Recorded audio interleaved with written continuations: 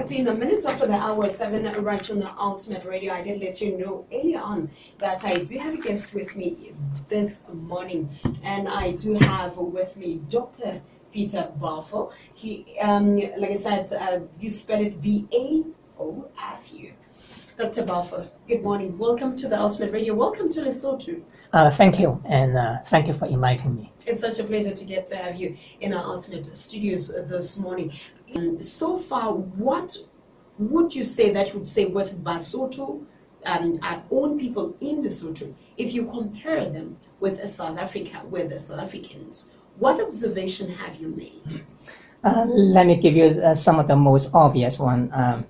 I don't want to pinpoint any government or any officials because I don't want to be in political problem or have a diplomatic crisis with the U.S. But to answer your question as a professor, as a scholar, I think there are some fundamental differences between, let's say, Swaziland, Lesotho, and South Africa, even though they share quite a bit of the history. And in fact, there are many things that they have in common. Let me give you one example. In South Africa, there are more crimes than in Lesotho or in Swaziland. You see many of this in South Africa, especially in the big cities, but also in some of the other regions. So just because you are next to each other doesn't mean that you are the same. And also here in Lesotho, you have kingdom in the sky.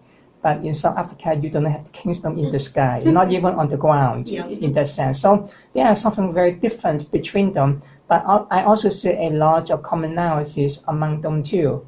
I mean, the currency exchange, for example, you can more or less use the South African rands over here, and you can understand each other. And in communication, some of the music or the dresses or the consumption that you use are also very common, and there's no culture shock, by the way. If you are from Lesotho, you go to South Africa. So that's a good indication how integrated that you are, how much you share together. But on the other hand, I also see a lot of very different mentality. And also another thing is that if you go to the big city like Johannesburg or Cape Town or Pretoria, and you will see that in the big city, people tend to be ruder.